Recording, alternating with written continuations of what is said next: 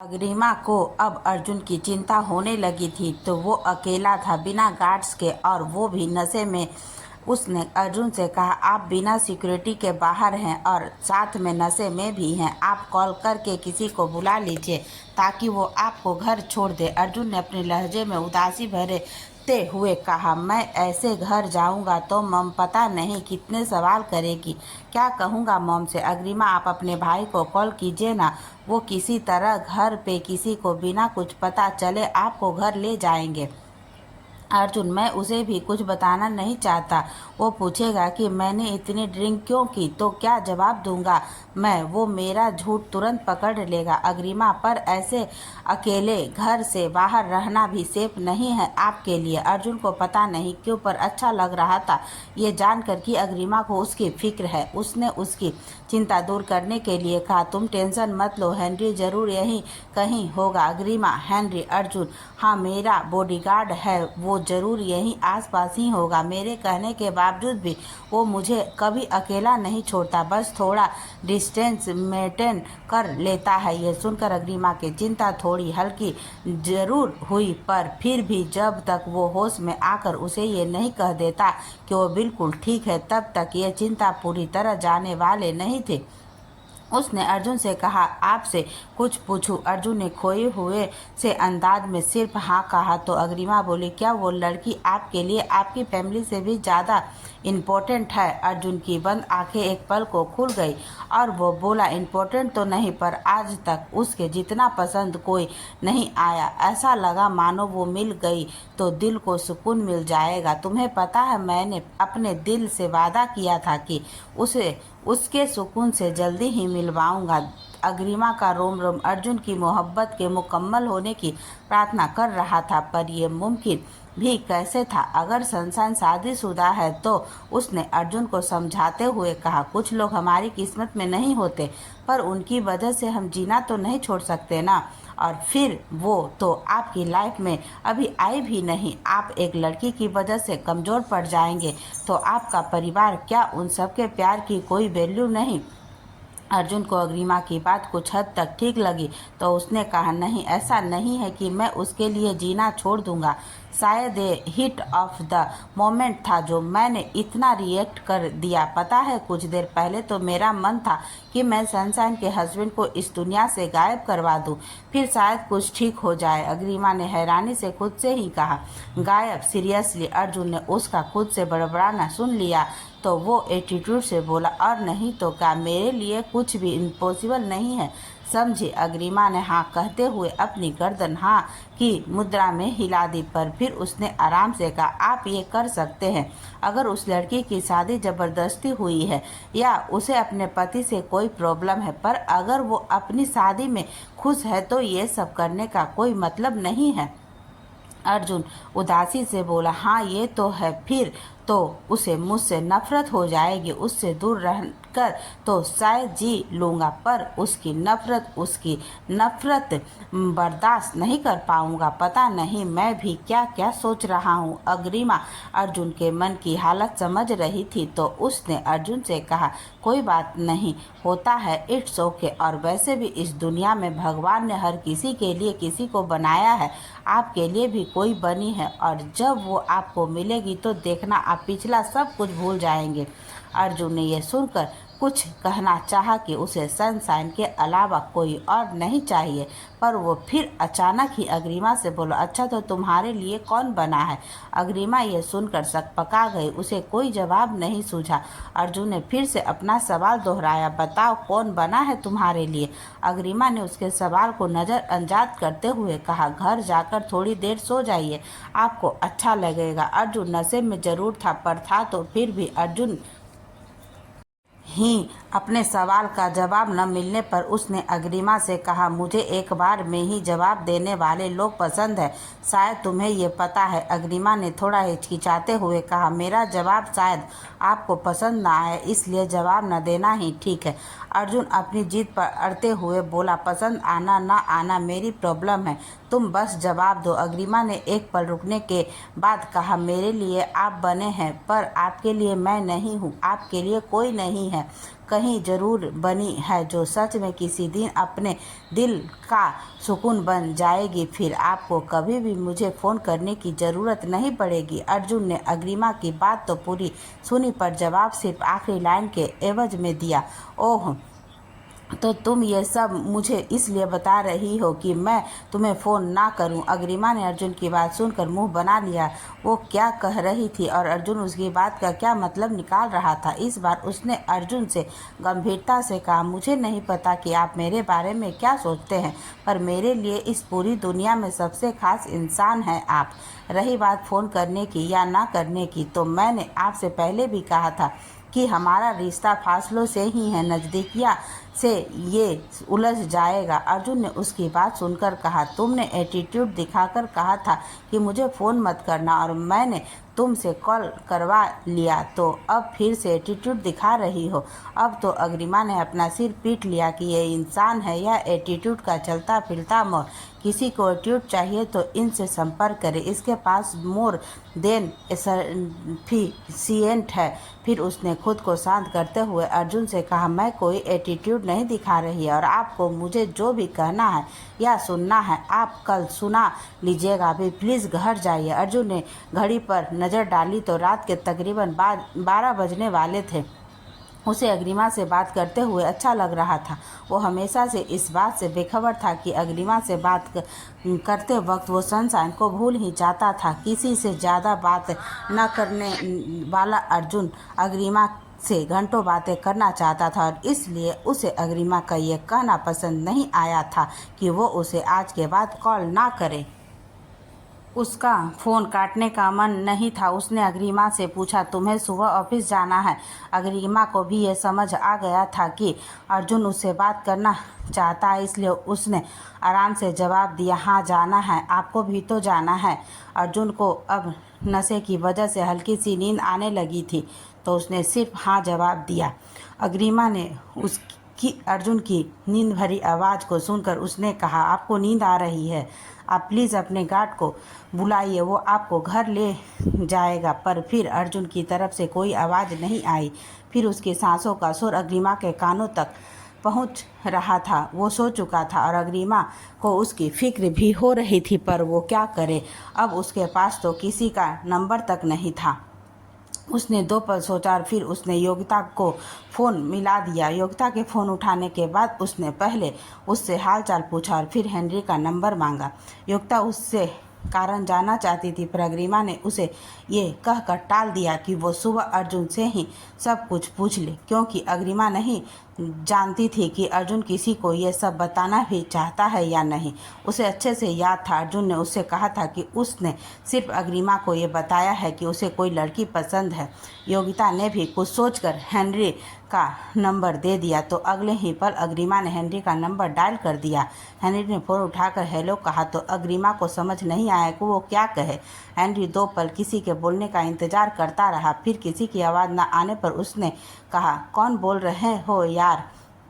अग्रिमा ने खुद को सहज करते हुए कहा, देखिए मैं कौन हूँ ये मैटर नहीं करता, मैं अभी आपके सर से बात कर रही थी और वो अब गाड़ी में ही सो गए हैं, आप प्लीज़ उन्हें घर ड्रॉप कर दीजिए, ही इज़ ड्रंक।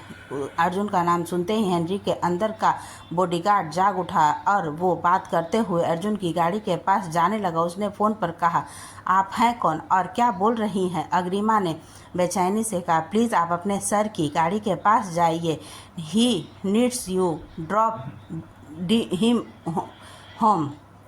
हेनरी गाड़ी के लगभग पास पहुंचते हुए बोला, but who are you, how do you know all this. Agrima, that does not matter, क्या आपके सर ठीक है।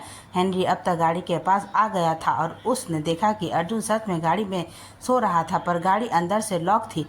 हेनरी ने फ़ोन कान पर लगाए हुए गाड़ी के दरवाजे पर नॉक करते हुए कहा, boss open the door. Agrima phone पर हेनरी की आवाज़ सुनकर ये जान गई थी कि वो अर्जुन के पास पहुंच गया है और अब उसे फिक्र करने की ज़रूरत नहीं है। हेनरी अर्जुन को सेफली घर ले जाएगा। उसने अब फ़ोन काट दिया। हेनरी ने भी ज़्यादा ध्यान नहीं दिया और उसके लगातार दरवाज़ा नॉक करने से अर्जुन की हल्की सी आंख खुल गई। हेनरी के कहने और समझाने पर उसने गाड़ी को अनलॉक किया। हेनरी ने किसी तरह अर्जुन को पैसेंजर सीट पर बैठा खुद ड्राइविंग सीट पर आ गया और कुछ सोचकर हेनरी ने गाड़ी फार्म हाउस की ओर ले गई। तभी अर्जुन के फ़ोन पर अथर्व का फ़ोन आ गया। हेनरी ने देखकर सोच में पड़ गया कि ये सब अथर्व को बताना चाहिए या नहीं, पर अर्जुन के बिना कहे उसने अथर्व को न बताने का फैसला किया और अर्जुन के फ़ोन से अथर्व को मैसेज कर दिया कि उसे कुछ काम है तो वो आज फार्म हाउस पर रुक रहा है। अग्रिमा ने फ़ोन को काट दिया, पर अब उसे अर्जुन की चिंता हो रही थी। अर्जुन नशे की वजह से नींद में था और अग्रिमा की नींद उड़ चुकी थी। पूरी रात वो बस अर्जुन के बारे में सोचती रही। पता नहीं सुबह भी हो ठीक होगा या नहीं, कैसे वो खुद को संभालेगा और कौन है ये सनशाइन जो इतनी अच्छी किस्मत लेकर आई है कि अर्जुन के ख्यालों में उसकी जगह है और अर्जुन उसे अपनी ज़िंदगी में लाने के लिए किस कदर बेताब था। अग्रिमा को इस बात का भी भरपूर दुख था कि अर्जुन को उसकी सनशाइन नहीं मिल सकती। उसने भगवान से प्रार्थना की वो अर्जुन को हिम्मत दे। अर्जुन अपने कमरे में सो रहा था कि किसी ने वहाँ के पर्दे खोलकर सूरज को उसके चेहरे तक पहुँचाने की इजाज़त दे दी। धूप उसकी आंखों पर पड़ने लगी तो वो मुना कर उठने लगा और अपनी अधखोली आंखों से देखा तो उसकी सनशाइन ने कमरे के सारे पर्दे खोल दिए थे और फिर धीमे कदमों से उसके पास आकर बहुत ही प्यार से बोली, चाय ले आऊं? अर्जुन एकटक उसे देखता रहा। उसे यकीन ही नहीं हुआ तो वो हैरानी से बोला, सनशाइन तुम यहाँ? अर्जुन अभी भी लेटा हुआ था। वो मुस्कुराते हुए उसके पास आए और उसके पास बेड पर बैठकर उसके बालों में हाथ फेरते हुए बोली, आप ही तो कल से इतना याद कर रहे थे कि आना ही पड़ा। अपने बालों में सनशाइन की उंगलियां उसे अपनी रूह तक महसूस हुई। वो बेयकीनी से सनशाइन को देख रहा था। उसने उसे छूकर यकीन करना चाहा और उसके एक हाथ को पकड़ा तो सनशाइन ने उसके हाथ पर अपना दूसरा हाथ भी रख दिया। अर्जुन खुशी से बोला, तुम सच में मेरे पास हो?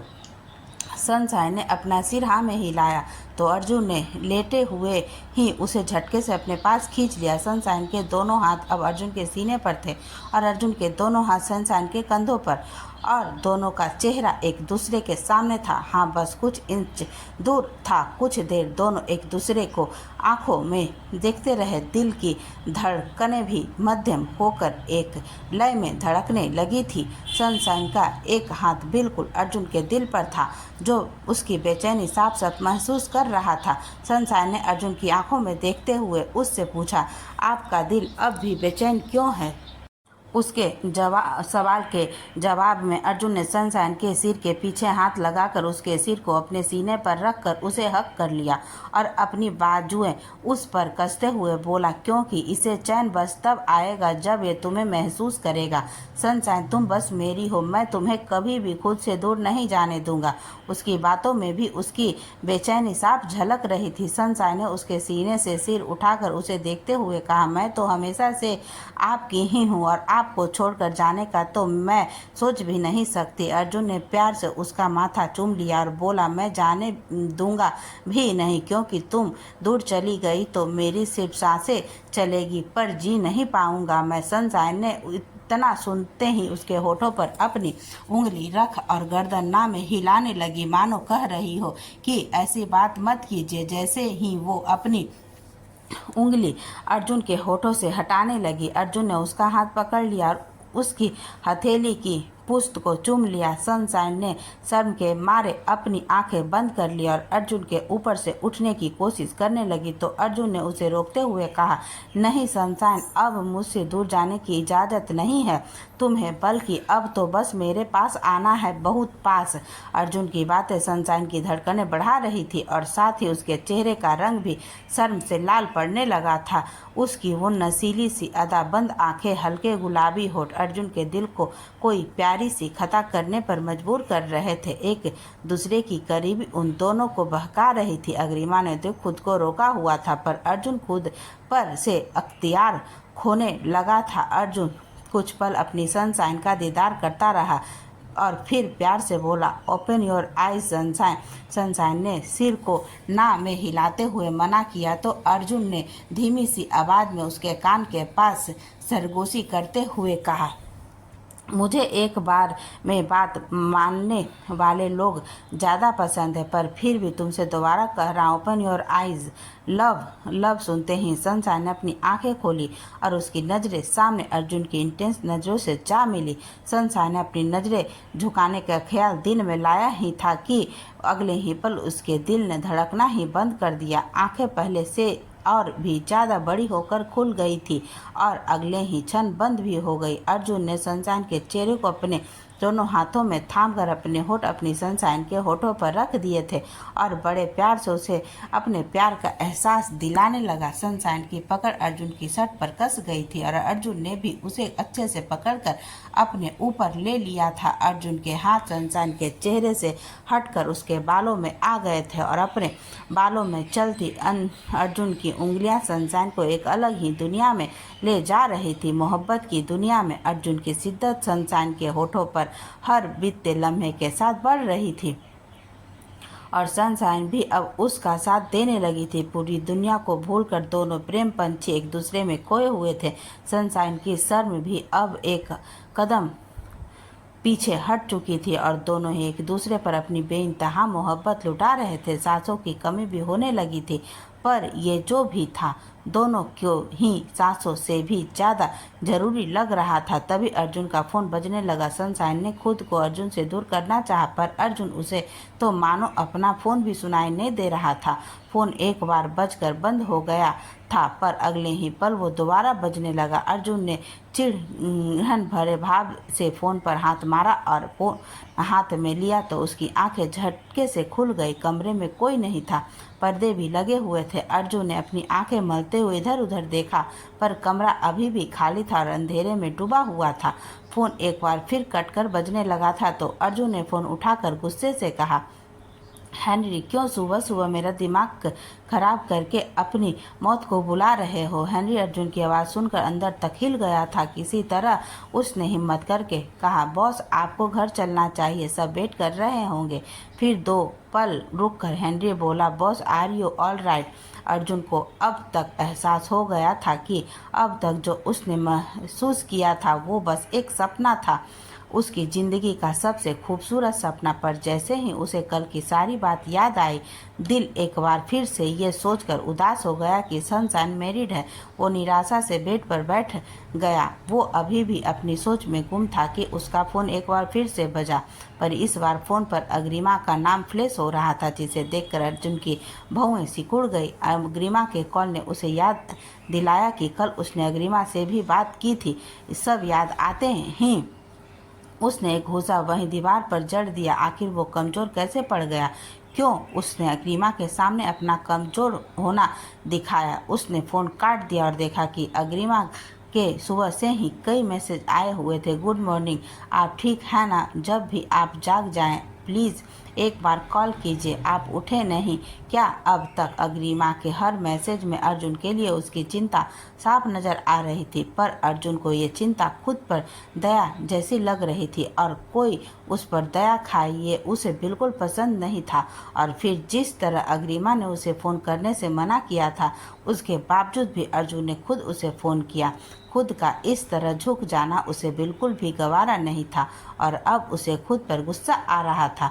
वो उठकर वॉशरूम चला गया और खुद कुछ देर बाद फ्रेश होकर तैयार हो गया। उसने फ़ोन देखा तो अग्रिमा के 2 मैसेज आ चुके थे अर्जुन का हालचाल जानने के लिए, पर अर्जुन ने सिर्फ मैसेज पढ़े और कोई जवाब नहीं दिया। अग्रिमा की बेचैनी और परेशानी हर पल एक पल के साथ बढ़ती जा रही थी। आज वो सुबह की पूजा भी पूरे मन से नहीं कर पाई थी। अर्जुन का ख्याल उसके मन से जा ही नहीं रहा था। बस एक बार उसके मुंह से सुनना चाह रही थी कि वो ठीक है। अर्जुन हेनरी के साथ घर के लिए निकल गया। हेनरी ने कार ड्राइव करते वक्त अर्जुन की तरफ देखा। फिक्र तो उसे भी हो रही थी कि कल अर्जुन को क्या हो गया था, पर अर्जुन से कुछ पूछने की उसकी हिम्मत नहीं हो रही थी। अर्जुन ने उसे बार बार खुद की तरफ देखते पाया तो उसने इरिटेट होकर कहा, जो भी कहना है बोल दो, नहीं तो गाड़ी से उतरो, मैं खुद ड्राइव कर लूँगा। हेनरी अर्जुन के ऐसे बिहेवियर से अच्छे से वाकिफ था तो उसने कुछ खास रिएक्ट नहीं किया। वो थोड़ा सोचकर बोला, बॉस कल आप गाड़ी में सो गए थे तो एक लड़की ने मुझे कॉल करके बताया कि आप सो गए हैं, आपको घर ले जाऊं। मैंने उसने उनसे उसका नाम पूछा पर उन्होंने बताने से मना कर दिया। अर्जुन ने एक पल को हेनरी की तरफ देखा और अगले ही पल वापस अपनी नजरें हटाकर रूट की तरफ कर ली। वो समझ गया था कि हो ना हो ये अग्रिमा ही होगी जिसने हेनरी को फ़ोन किया था। उसका शक कुछ देर बाद यकीन में भी बदल गया जब उसे योग्यता का मैसेज मिला कि अग्रिमा ने उससे हेनरी का नंबर लिया था। इसी बीच उसे अग्रिमा का एक और मैसेज मिला जिसमें लिखा था, प्लीज़ एक बार फ़ोन उठा लीजिए, नहीं तो मैसेज का ही रिप्लाई कर दीजिए कि आप ठीक हो प्लीज़। अर्जुन ने एक बार फिर मैसेज को पढ़कर इग्नोर कर दिया और वो घर पहुंच गया। उसके चेहरे की खामोशी आज हर किसी को नज़र आ रही थी। पूछने पर उसने कुछ ऑफिशियल काम का बहाना बना दिया। सब मान गए पर अथर्व को कुछ ठनक गया। आज से पहले उसने अर्जुन की इस तरह से सिर्फ तब देखा था जब उसे पता चला था कि उसकी शादी बचपन में हो चुकी है। अथर्व ने कुछ कहना चाहा पर घर वालों को देखकर वो चुप ही रह गया। अर्जुन अपने ख्यालों में खोया हुआ नाश्ता कर रहा था कि उसका फ़ोन पर अग्रिमा का एक और मैसेज आया, आई एम सॉरी पर आप अब मुझे मजबूर कर रहे हैं। मैं ये नहीं करना चाहती थी पर अब आपने कोई और रास्ता नहीं छोड़ा। मैं 5 मिनट वेट करूंगी आपके रिप्लाई का, नहीं तो पूरे 5 मिनट बाद मैं आपके सिक्योरिटी पर्सन हेनरी को कॉल करूंगी और फिर आपके भाई को।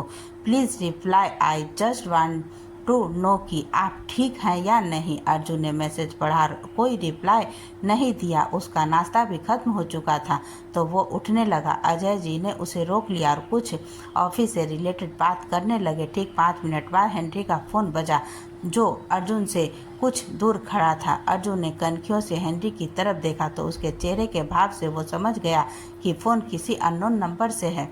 हेनरी बात करते हुए थर्ब की तरफ जाने लगा तो अर्जुन उसके सामने आ गया और हाथ हेनरी के सामने कर दिया। इसका इशारा समझते ही हेनरी ने फ़ोन अर्जुन के हाथ में रख दिया। अर्जुन फ़ोन लेकर एक तरफ गया और फ़ोन कान पर लगाकर उससे कहा, Atharva speaking, who are you. Arjun ने अग्रिमा की आवाज़ सुनी तो उसे उतनी शांति मिली जितनी किसी प्यारे से को रेगिस्तान में पानी मिलने पर होती है। अर्जुन फ़ोन पर, is any one on line. Agrima ने मुस्कुरा कर कहा, थैंक गॉड आपने बात तो की। अर्जुन ने अथर्व बनने का नाटक जारी करते हुए कहा, कौन है आप। अग्रिमा ने सहजता से जवाब दिया, मैं और आप दोनों जानते हैं कि मैं कौन बोल रहा हूँ, तो अब मुझे बताना बंद कीजिए और बताने की कृपा करिए कि आप ठीक है ना अब। अर्जुन ने एक पल हैरान होकर फ़ोन को देखा कि कहीं वीडियो कॉल तो नहीं। वो उसे आवाज़ से कैसे पहचान गई। उसने वापस से फ़ोन कान पर लगाया और रूडली बोला, हो गया तुम्हारा। जब फ़ोन नहीं उठा रहा था तो समझ जाओ ना कि बात नहीं करना चाहता तुमसे। आज के बाद मुझे फ़ोन करने की ज़रूरत नहीं है। ये बोलकर उसने फ़ोन काट दिया और हेनरी के फ़ोन से अग्रिमा का नंबर ब्लॉक कर दिया। अग्रिमा ने एक नज़र अपने फ़ोन को देखा और फिर आंखें बंद करके भगवान का शुक्र अदा किया कि अर्जुन ठीक है। अथर्व अर्जुन के पास आया और उससे बोला, खुद ही बता देगा क्या हुआ है तुझे या मुझे पता करना पड़ेगा। अर्जुन जानता था कि अथर्व से झूठ बोलना या कुछ भी छुपाना नामुमकिन है, इसलिए उसने अथर्व से कहा, अथर्व मैं अभी इस बारे में कोई बात नहीं करना चाहता पर मैं बिल्कुल ठीक हूँ। हाँ, कल रात थोड़ा परेशान था पर अब नहीं हो तो रिलैक्स। अथर्व ने अर्जुन की तरफ देखकर कहा, ऐसा भी कुछ है जो तू मुझसे सीक्रेट रखने वाला है। अर्जुन, नहीं यार, कोई सीक्रेट नहीं है, बस अब उस बात का कोई मतलब नहीं है। अथर्व अर्जुन के मन की बात समझ गया था कि वो अब नहीं बताएगा, इसलिए उसने उसके कंधे पर हाथ रखते हुए कहा, अर्जुन अगर कोई प्रॉब्लम है तो। अर्जुन उसकी बात बीच में काट कर बोला, तो तू हमेशा मेरे साथ है, जानता हूँ, और कोई प्रॉब्लम नहीं है, सब ठीक है। अथर्व उसे घूरते हुए बोला, अच्छा, और रात में सब ठीक कैसे हो गया, और वो भी मेरे बिना। अर्जुन को तुरंत ही अग्रिमा का ख्याल आ गया। उसी ने तो अर्जुन को समझा कर सब ठीक किया था। अथर्व ने अर्जुन की एक बार फिर से अपने आप में गुम देखा तो उसने अर्जुन से कहा, चल कोई नहीं, भूल जा जो भी था, हमें बुआ पर और बाकी चीज़ों पर ध्यान देना चाहिए। अर्जुन, हाँ हाँ डोंट वरी, तू साथ है तो सब ठीक देख लेंगे।